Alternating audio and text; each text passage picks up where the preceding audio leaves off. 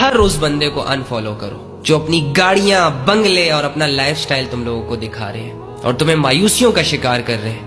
ہر اس لڑکی کو انفالو کرو، ہر اس کریٹر کو انفالو کرو جو مسلمان ہو کر، مسلمان معاشرے میں رہ کر، مسلمان لوگوں سے بزنس کر کے، مسلمان لوگوں کے سامنے بے حیائیاں پھیلا رہے ہیں۔ اپنی حیا کا سودا نہ کریں۔ ماؤں، بیٹیوں اور بہنوں والے لوگ جو ہوتے ہیں نا، ان کی نظروں میں حیا ہوتی ہے، ان کے دلوں میں درد ہوتا ہے۔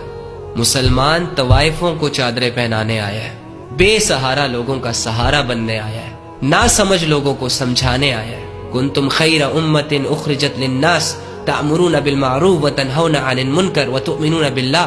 تم لوگ بہترین لوگ ہو، لوگوں کو اللہ کی طرف بلاتے ہو، نیکیوں کی طرف بلاتے ہو، برے کاموں سے منع کرتے ہو، بے حیائیوں سے منع کرتے ہو، اللہ کی نافرمانیوں سے منع کرتے ہو اور اللہ پر ایمان رکھتے ہو۔